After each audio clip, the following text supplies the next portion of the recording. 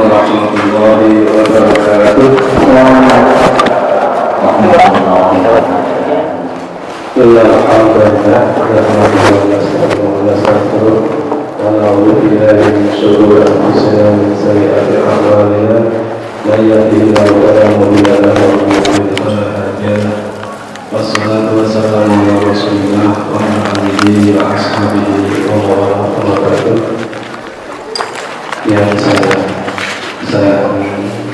saya banggakan kedua mempelai kedua Ustaz Ika dan Ustazah Wanita yang saya hormati wali dari kedua mempelai kedua yang dari Bantul ataupun yang dari Borobudur beserta dengan rombongan Direktur beserta jajaran pimpinan Pondok Pesantren Modern Muhammadiyah Boarding School dan segenap asatidz di MBS AFF,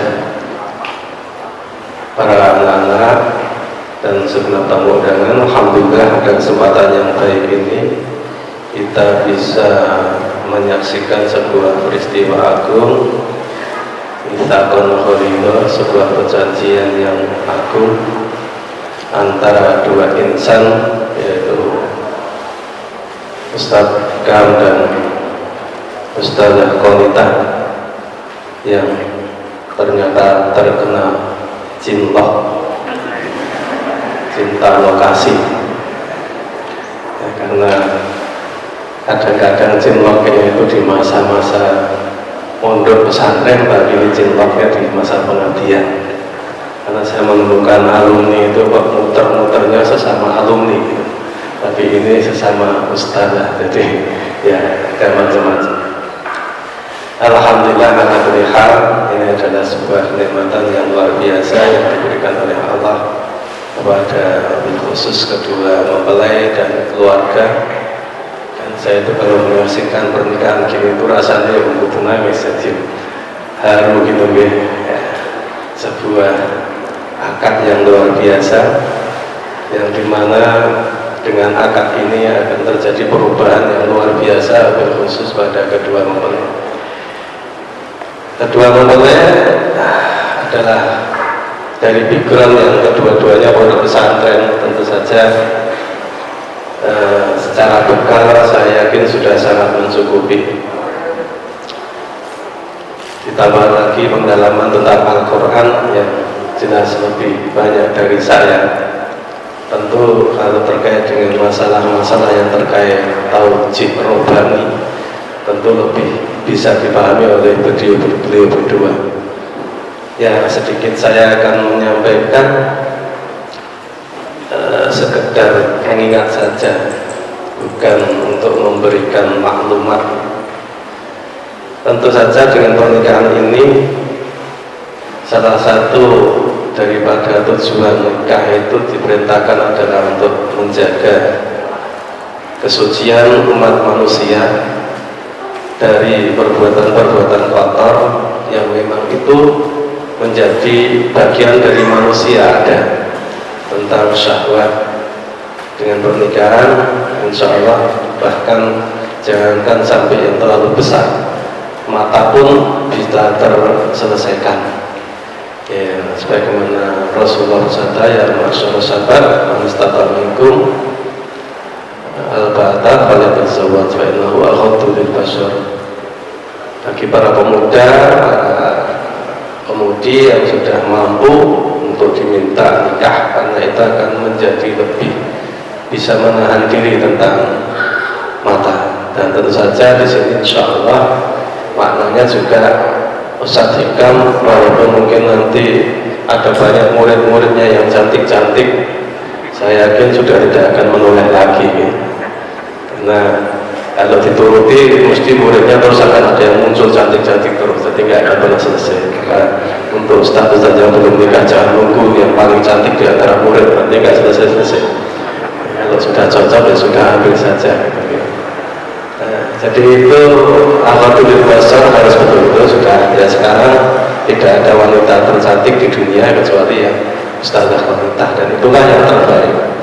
Al khairu khairullah, kebaikan itu apa yang menjadi pilihan oleh Allah. Mungkin banyak wanita yang lebih cantik, mungkin banyak lelaki yang lebih ganteng, tapi itu bukan pilihan terbaik. Yang terbaik yang telah ditentukan oleh Allah untuk ustazah wanita maupun ustaz Ika. Yang kedua, terkait dengan pernikahan ini, tentu saja sebagaimana ayat yang mungkin sudah sama-sama dihafal, litaskunu ilaiha, untuk menjadikan ketenangan dalam hidup. Jadi setelah nikah ini tentu saja Sadrikan mesti lebih tenang. Saya yakin itu setelah konita juga sudah lebih tenang, dan orang tua tentu saja sangat tenang, karena bagaimanapun seorang tua itu mau duit sebanyak apapun, anak sepintar apapun, kalau belum nikah pasti dak-dik-dik ya. Itu apalagi tambah tahun anaknya nggak nikah-nikah, entah laki-laki entah perempuan, itu mesti mempunyai perasaan yang nggak nyaman.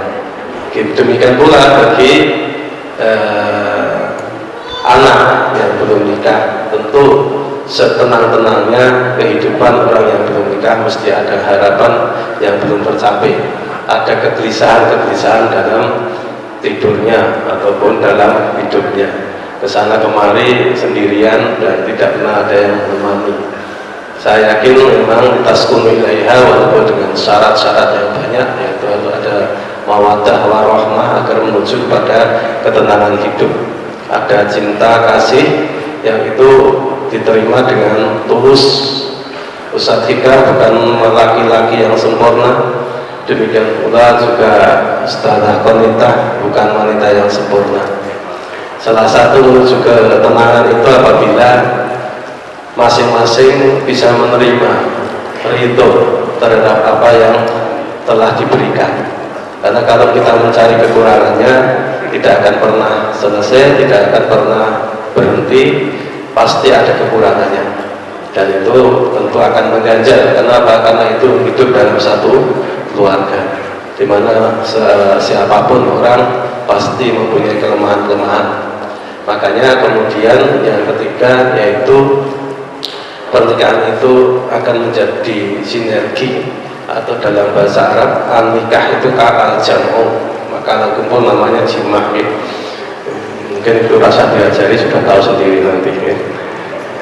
Al-jam'u, kumpul. Jadi seorang laki-laki dan perempuan itu kumpulnya ini adalah bentuk sinergi, saling menutup kekurangan. Makanya libasulakum wa antum libasulahum, itu di situ saling menjadi pakaian. Saat jika menjadi pakaian bagi Ustazah Konita dan sebaliknya, saling menutupi kekurangan yang ada pada pasangannya, menerima dan menutupi dengan satu, ya tetap berusaha memperbaiki, karena bagaimanapun seseorang itu butuh yang namanya korektor, dan saya yakin korektor yang paling bagus itu ya suami istri. Karena kalau orang itu secara naluriahnya, walaupun salah dan disalahkan itu nggak gelap. Itu sekalipun kalau saya salah tolong diperbaiki, tetapi tidak disalahkan, apalagi cara dibenerke, apalagi caranya nggak benar, pasti akan bermasalah. Wong caranya sudah dipanggil secara privasi pun kadang-kadang, atau di WA jabri aja kadang-kadang bermasalah, apalagi kalau tidak bagus caranya. Nah, suami istri itu adalah korektor yang paling bagus, walaupun tentu juga dengan cara-cara yang tepat. Nah, harus mengoreksi istrinya dikala saat senang dan saat canda-canda, jangan lagi suntuk, pulang kerja kesel, capek, banyak beban, tahu-tahu dikoreksi permasalahannya, yang mungkin itu akan kurang bisa diterima. Ataupun sebaliknya, istri sudah capek kerja sekali ngomong anak ya, ketika mungkin belum punya pengalaman ya. Kalau saya karena baru 5, insya Allah cukup memahami tentang peran istri ya. Dulu kalau makanya saya mohon maaf, saya tidak bagi-bagi tugas, ini tugasnya wanita dan laki-laki. Saya walaupun laki-laki suami biasa usahakan dulu saya nyuci popok, habis ngisi ngaji jam 10 malam, pulang malam sampai jam 11 setengah 12 nyuci popok. Itu udah biasa saya lakukan ketika masih rodok nom ya. Anak pertama, kedua, ketiga itu 4, 5 rodok grepo, harus ada yang bantu. Jadi ketika capek seperti itu, wanita itu luar biasa tugasnya. Tidak ada seorang yang lebih lincah dari ibu-ibu. Bapak-bapak itu ditinggal ibu setahun sudah ganti. Yakin, pulau yang ngomong itu sering lah beliau. Tinggal setahun kayaknya itu boleh ganti. Berunggu ditinggalnya pengen tambah. Nah, laki-laki itu lemah.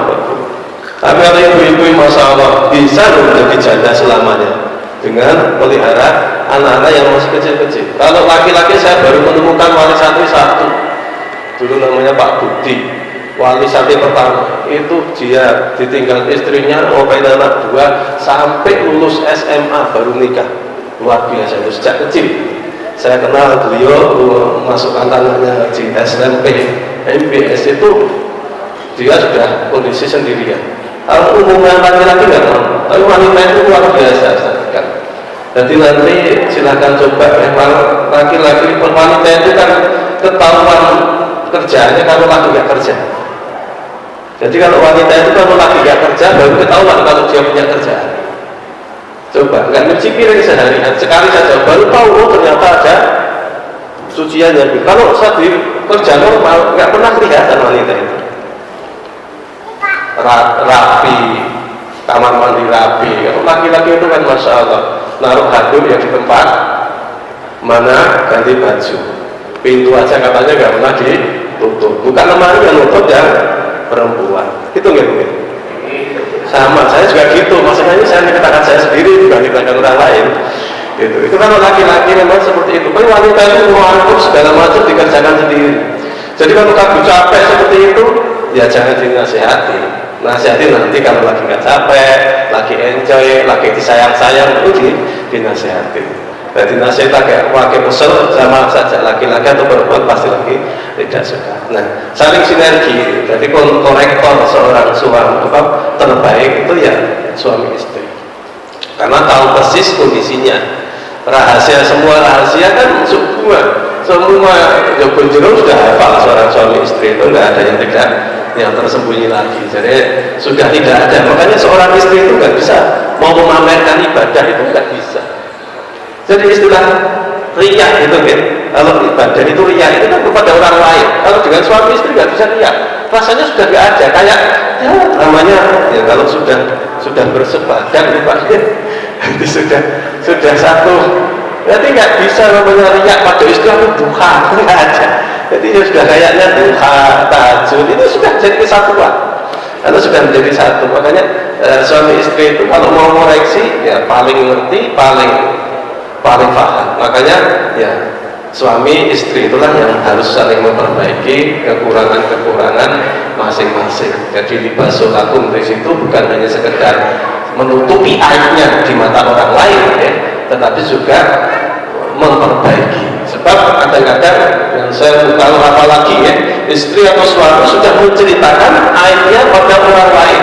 Wah itu naudzubillah. Itu jangankan ke orang lain, ke orang tua pun jangan. Mohon maaf. Ya, jangan, saya sarankan jangan. Selama masih bisa diselesaikan berdua, selesaikan berdua. Jangan sampai ada aibnya istri ceritakan pada ibunya sekalipun. Istri aibnya suami diceritakan pada ibunya secara kualitas sekalipun, jangan.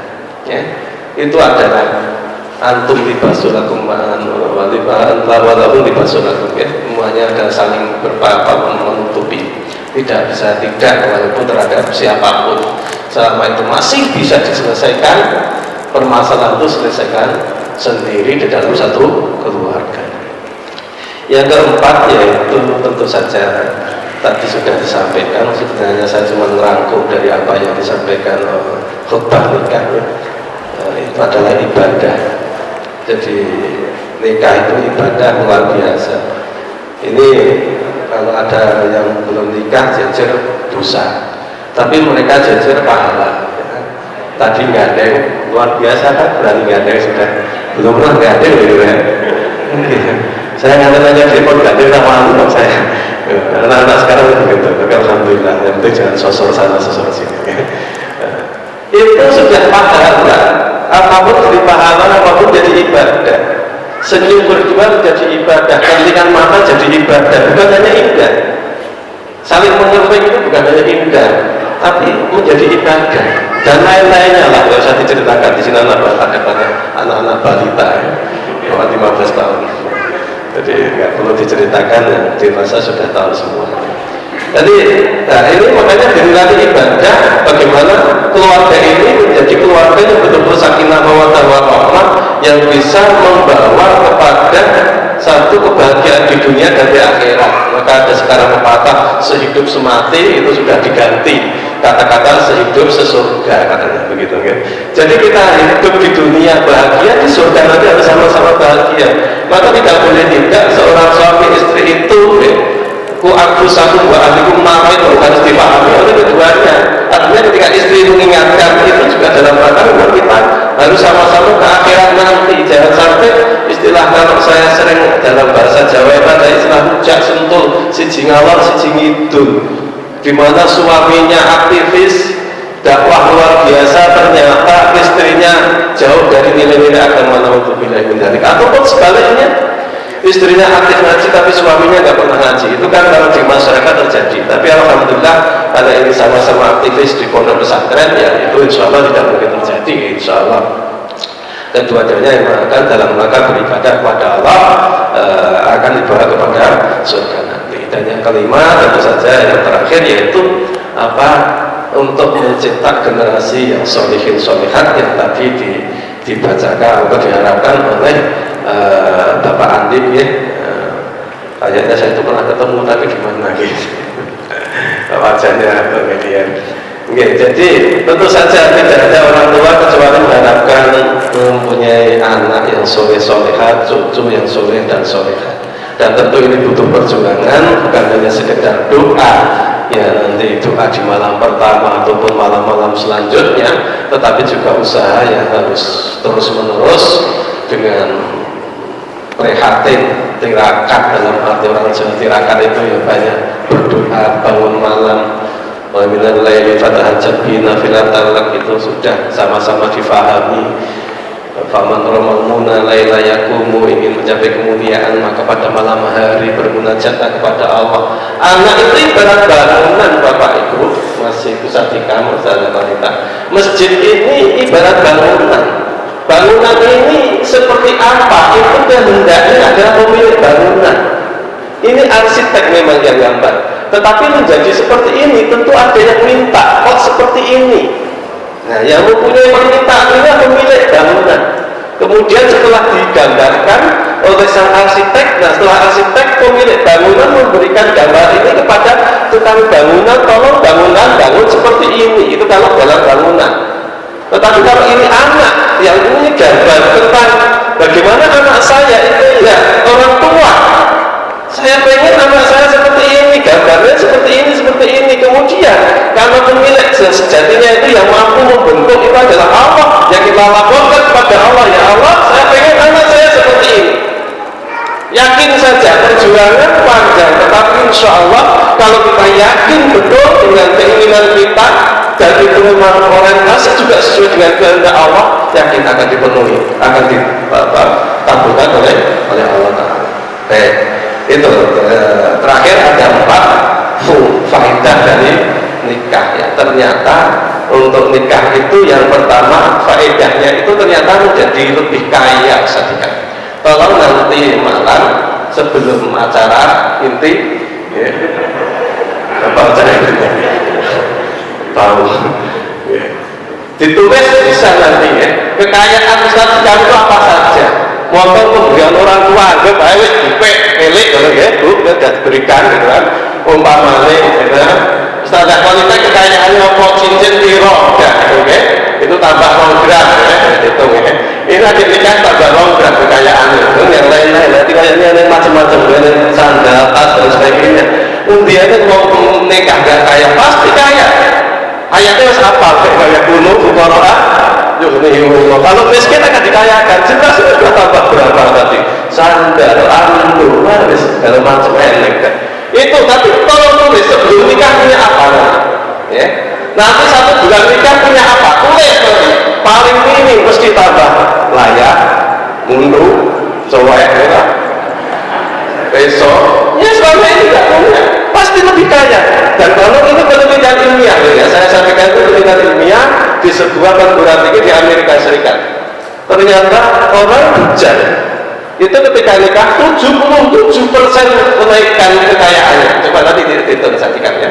Jadi ditulis dulu tapi nanti kekayaannya berapa, ya hitung berapa persen. Ini penelitian dari Amerika, cocok atau tidak? Nanti coba ya. Ini tolong. Jadi semakin kaya. Makanya kalau ada bujang kok mau nikah setelah kaya itu salah. Nikah dulu baru kaya. Makanya saya dulu sama istri sampaikan, saya dari nol ya dek, itu sama, itu ada saksinya gitu ya, dari nol. Jadi bukan hanya pom bensin yang dari nol, saya dari nol ya. Alhamdulillah sekarang ya wis duwe macam-macam. Anak 5 itu yang paling kekayaan, yang tidak ada taranya, itu udah yang lainnya tangga kecil semuanya. Tapi itu kan luar biasa, dulu nggak punya apa-apa, dari nol betul. Itu sekarang alhamdulillah dengan pernikahan itu dari duit segala macam, tidak ada sidik-sidik. Ya senata tuh kredit lah, apa-apa, kita sebenarnya bisa nyawa. Jadi nggak masalah kredit atau apa, rezeki itu dari Allah jatahnya kayak gitu. Jadi kekayaan itu fungsi atau faedah dari nikah itu sendiri. Yang kedua, ternyata orang yang nikah itu menjadi apa namanya, ini tepat banget bagi Ustadz Hikam, yaitu ternyata menurut penelitian itu orang yang sakit jantung operasi besar sampai 3 kali itu yang mempunyai potensi hidup 15 tahun kalau sudah dioperasi jantung 3 kali itu adalah orang yang sudah menikah.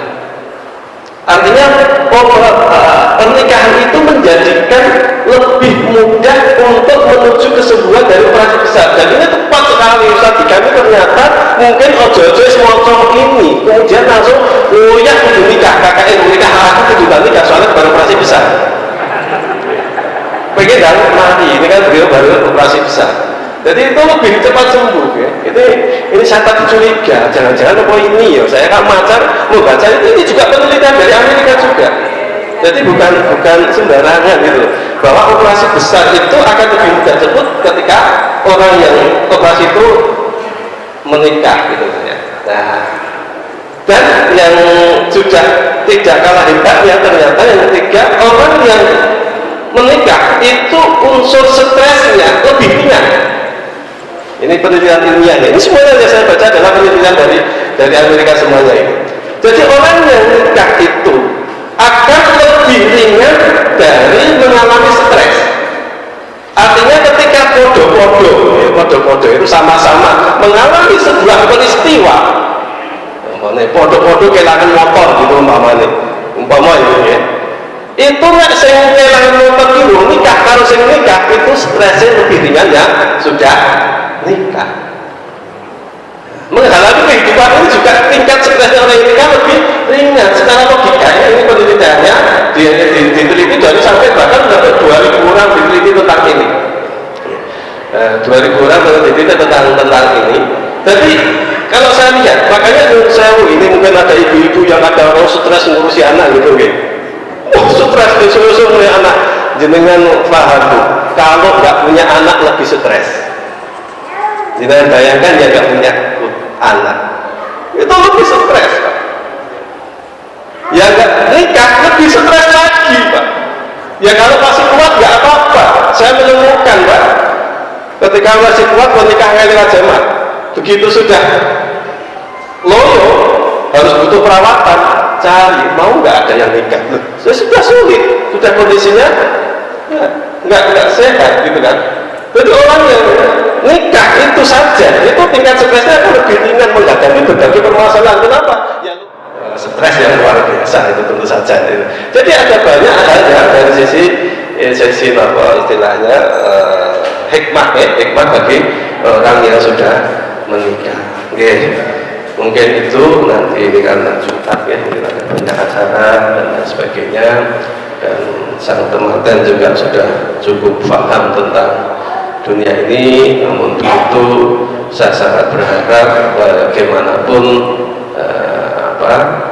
terus mendekat pada Allah dan selalu menjalin komunikasi dengan suami istri yang baik, karena memang inti dari segala banyak hal itu adalah tentang komunikasi yang mungkin sering buntu.